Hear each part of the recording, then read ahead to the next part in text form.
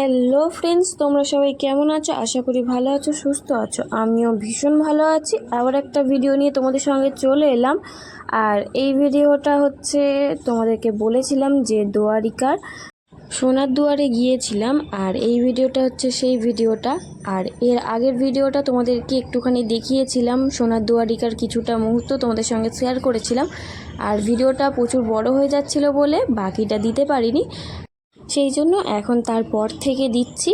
আর এর আগে তোমাদের বলেছিলাম, মানে এর আগের ভিডিওটায় তোমাদের বলেছিলাম যে সোনার দুয়ারিকায় কি কি আছে। আর লাস্টে বলেছিলাম যে এখানে মণি ঋষির সব আঁকা আছে, মানে এরকম মূর্তি করা আছে সেইগুলো। আর তারপরে একটা ভেতরে ঢুকলাম, মানে একটা গেটের ভেতরে ঢুকলাম, আর সেখানে দেখলাম লক্ষ্মীনারায়ণ আছে। আর দেখো খুবই সুন্দর লাগছে, খুবই ভালো লাগছিল লক্ষ্মীনারায়ণটা দেখতে। আর লক্ষ্মীনারায়ণ শুয়ে আছে।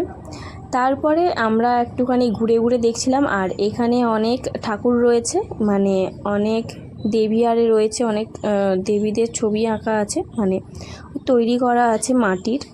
আর খুবই সুন্দর লাগছিল। আমি ঠিক ভালো করে জানি না যে এই ঠাকুরগুলোর কি কি নাম, কারণ সব হিন্দিতে লেখা ছিল, আগেও বলেছি আর এখনও বলছি। আর আমাদের ওখানের মতো না সব ঠাকুরগুলো, সেই জন্য ভালোভাবে আমি কিছু বুঝতে পারছিলাম না যে কি কি ঠাকুর আছে, সেই জন্য তোমাদেরকে আমি বলতেও পারলাম না। তোমরা শুধু একটুখানি দেখে নিও যে কি কি ঠাকুর আছে, আমি শুধু একটুখানি দেখিয়ে দিয়েছি তোমাদেরকে। আর দেখো, একটা করে দেবীদের মূর্তি আছে আর একটা করে রাধা কৃষ্ণর মূর্তি আছে। কি সুন্দর লাগছে না? সত্যি খুব সুন্দর লাগছিল। আর আমরা তো খুব ভালোভাবেই ঘুরেছিলাম, তারপরে একটু ভিড়টা কমেই গিয়েছিল। আমরা বেশ ভালোভাবেই ঘুরে ঘুরে দেখলাম, দেখে নিয়ে আর আমি তোমাদেরকেও ভালোভাবে দেখাতে পারলাম যে কি কি ঠাকুর আছে না আছে, সেগুলো তোমাদেরকেও একটুখানি ভালো করে দেখালাম। আর এখানে দেখো কি সুন্দর ছবি, মানে কি সুন্দর নকশা মতো করা আছে, সত্যি খুব ভালো লাগছিল। আর ওপরটার ডিজাইনটা দেখো, মানে ওপরে যে ছাদের ডিজাইনটা সত্যি খুব সুন্দর লাগছিল। আর এখানে দাঁড়িয়ে তো আমরা কতগুলো ছবিও তুলেছি, তোমরা নিশ্চয়ই দেখেছো। আর সত্যি খুব সুন্দর জায়গাটা ছিল। আর এইদিকে দেখো লক্ষ্মীনারায়ণ যেখানটা শুয়ে আছে, সেখানে কি সুন্দর জলও রাখা আছে, জলের ওপরেই যেন মনে হচ্ছে পুরো শুয়ে আছে। সত্যি খুব সুন্দর লাগলো, তোমাদেরকে একটুখানি ঘুরিয়ে দেখাতে পেরে সত্যি আমারও খুব ভালো লাগলো। আর তারপরে আমরা চলে যাচ্ছিলাম ওপরে, সিঁড়ি দিয়ে ওপরে চলে যাচ্ছিলাম। আর ওপরে যখন যাচ্ছিলাম তখনও দেখো কি সুন্দর সুন্দর সব ছবি আঁকা আছে, মানে একটা করে বাঁকছি সিঁড়ির, আর কি সুন্দর সুন্দর সব ছবি আঁকা আছে, সত্যি খুব ভালো লাগছে। আর প্রচণ্ড ভিড় হয়েছিল সিঁড়িতে, সেই জন্য আমাদের একটু উঠতে দেরি হচ্ছিল। নিচের তো বেশ ভালোভাবেই ঘুরে নিয়েছিলাম, কিন্তু ওপরটা একটু ভিড় ছিল সিঁড়িটাতে, আর তারপরে ভিড়টা ছিল না। তারপর আমরা একটুখানি দেখলাম। আর ওপরে কি কি আছে জানো তো? ওপরে আছে যত মহাভারতের কাহিনী, সেইগুলো সব কিছু আছে। আর প্রথমেই রয়েছে দেখো কৃষ্ণ কি সুন্দর সভা করছে, সেই সভার সব ছবি আরে আঁকা আছে, মানে ওই মাটির দিয়ে তৈরি করা আছে। খুবই সুন্দর লাগছিল সত্যিকারের। এরপরে আসছে দেখো যে দ্রৌপদীর বস্ত্রহরণ, হেবি সুন্দর বানিয়েছে এটা একদম। শাড়িটা দেখো, আর লোকগুলো শাড়িটা একদম মাটির সব। তারপরে এরপরে এখানে ভীষ্মকে যে তীর মেরেছিল সেইটা, সে তীরসজ্জা সেইভাবে, মানে মহাভারতের সব কিছু এইভাবে দেখিয়ে দিয়েছে একটা একটা পাঠ করে। এখানে এই যে লাথি মারছে আমাদের বিষ্ণু ঠাকুরকে। হ্যাঁ, কাহিনিটা যদি জানা থাকে একটু জানিও। হ্যাঁ, আমার তো এই কাহিনিটা জানা নেই। এখানে এই যে কৃষ্ণ ঠাকুরের বামন অবতার। তারপর এসে এটাও কি একটা বুঝলাম না, এটা একটা দিয়েছে, একটা একটা করে পার্ট পুরোপুরি দিয়ে রেখে দিয়েছে। আর যত ঋষি ছিল মহাভারতে সব এখানে একটার পর একটা এইভাবে স্ট্যাচু করে দেওয়া আছে। হেবি সুন্দর জায়গা, হেবি সুন্দরভাবে রেখে দিয়েছে এইখানে একটার পর একটা করে। গরুর অবতারের কিছু একটা দিয়েছে এটা। এই দেখুন, এরপরে চলে এসেছে এখানে মৎস্য অবতার বিষ্ণু ঠাকুরের। এটাও কি সুন্দর বানিয়েছে।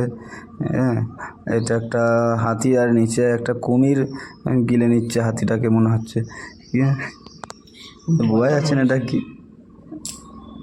যাই হোক, খুবই সুন্দর দেখতে লাগছে মোটামুটি, গল্প নাই জানি, সুন্দর লাগছে দেখতে। তারপর এটা হচ্ছে সেই সুদামা যখন কৃষ্ণ ঠাকুরের কাছে এসেছিলো, সেই পা ধুয়ে যাওয়ার দৃশ্যটাকে এখানে দেখিয়েছে। এই দেখে নাও। এরপরে দেখি, এরপরে চলে আসছে এটা কি, এটা কি, এটা আমি বুঝতেই পারিনি। এরপরে ব্রহ্মা বিষ্ণু মহাশ্বাসে লেখা আছে, দেখতেই পেয়েছো। হ্যাঁ, এটা তিন ভগবান একসঙ্গে। এরপরে এখানে এই যে চলে এসেছে কৃষ্ণলীলা, কৃষ্ণ ঠাকুরের দৃশ্য দেখাচ্ছে, হেবি সুন্দর একদম।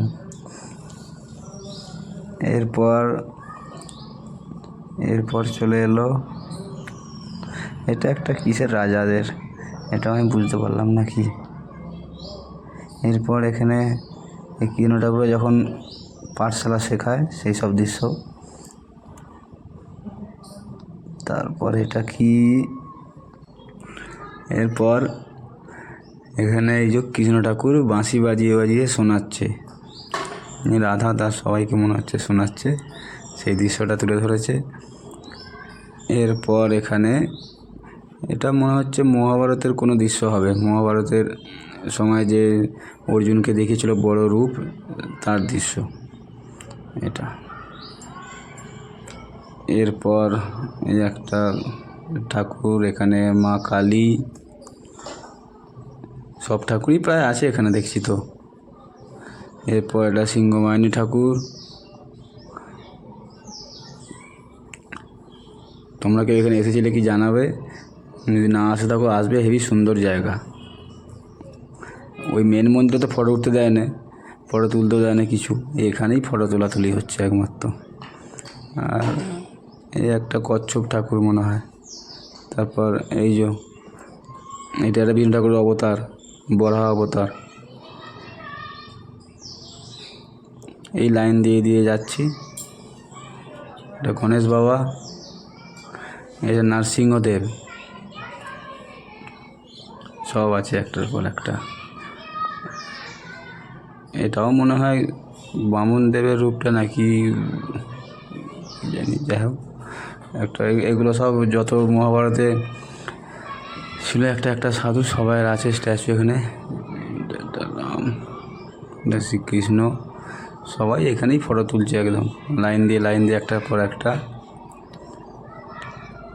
যাই হোক, এটা তো আর বলতে হবে না, বজরংবলী। তারপর এখানে বুদ্ধদেব,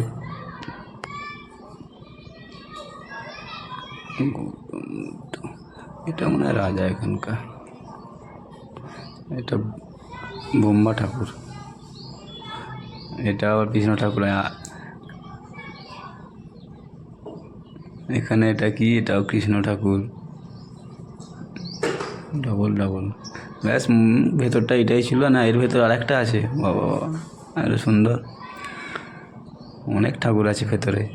এখানে তো আরও সুন্দর, এই দেখো আর একটা সুন্দর, ভেতরে দোলনা টোলা সব আছে। এখানে শাঁখ, আচ্ছা এটা পুরনো শাঁখ মনে হচ্ছে, তোকে সাজিয়ে গুছিয়ে রেখে দিয়েছে।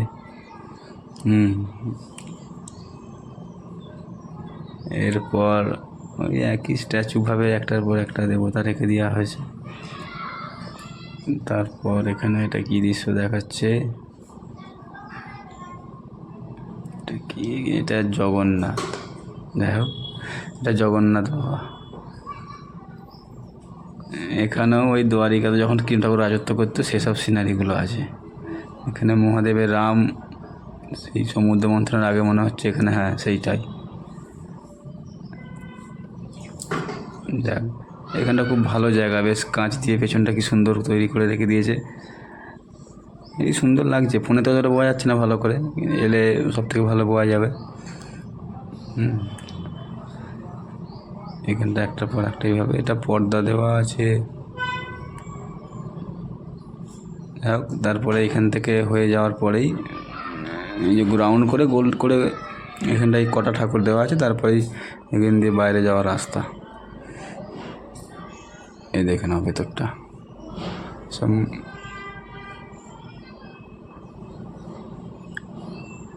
এইটা মনে হচ্ছে আমাদের তিরুপতি ঠাকুর, এটা। হ্যাঁ বন্ধুরা, এর পাশেই 12টা জ্যোতির্লিঙ্গর একসঙ্গে এখানে রাখা আছে, এক একটা করে। এরপরে আমরা বাইরে বেরিয়েছি। এই দেখুন, এটা স্বর্ণ মন্দির। এখানে সবাই একদম সবাই অনেক, আমরা সবাই ফ্যামিলি। মায়ের তো হাসি আর ধরছেই না, অনেক দেখে এসেছে, খুব ভালো লেগেছে মনে হচ্ছে। যাক, এরপরে আমাদের আর কি অটো ধরার পালা। অটো ধরে যেতে হবে, অনেক সন্ধে হয়েই গেছে, আমার ফিরতে হবে তো আজকেই ট্রেন আছে রাত্রিরে। যাই হোক, দেখে নাও, দেখি এবারে অটো ধরবো। ট্রেনটা একটু অনেকটাই দূরে স্টেশনটা, এখান থেকে অটো দাঁড়িয়ে আছে বাইরে, যাব। এরপরে আবার কালকে ট্রেন ধরে সোমনাথ যেতে হবে। এই যে আমরা বেরিয়েই পড়েছি, এই অটো করে যাচ্ছি, ওখান থেকে সোজা সোমনাথ। কালকে সকালে সোমনাথ পৌঁছাবো, ওখানেই দেখা হবে। হ্যাঁ, এই ব্রিজটাও খুব সুন্দর, দেখো রাত্রিরে চারিদিকে লাইট জ্বলছে, খুব সুন্দর সামনেটাতে, দেখে নাও। এই ব্রিজটা রাত্রিরে খুবই সুন্দর লাগছে। আমি প্রথম ভাবছিলাম তত সুন্দর লাগবে না, দিনের বেলা যখন এসেছি খুব সুন্দর লাগছে। দেখো চারিদিকে রং বেরঙের লাইট, লাল কখন সবুজ হয়ে যাচ্ছে। যাই হোক, স্টেশনের দিকেই রওনা হলাম। আর বেশি বাড়াচ্ছি না ভিডিওটা, আজকে এই পর্যন্ত শেষ করছি। আবার পরের ভিডিওটা আবার অন্য ভিডিওতে দেবো। আর এই কোয়েলের শরীরটা একটু খারাপ বলে আজকে ভিডিওটা আমি শেষ করে দিলাম। আর যদি কিছু ভুল হয়ে থাকে তো ক্ষমা করে দিও প্লিজ। এর ভিডিওটা অনেক শেয়ার করে দিও। আর যদি ভিডিওটা ভালো লেগে থাকে তাহলে একটা লাইক আর একটু কমেন্ট করে দিও, যাতে আমরা পরবর্তীকালে আরও অনেক করে ভিডিও দিতে পারি।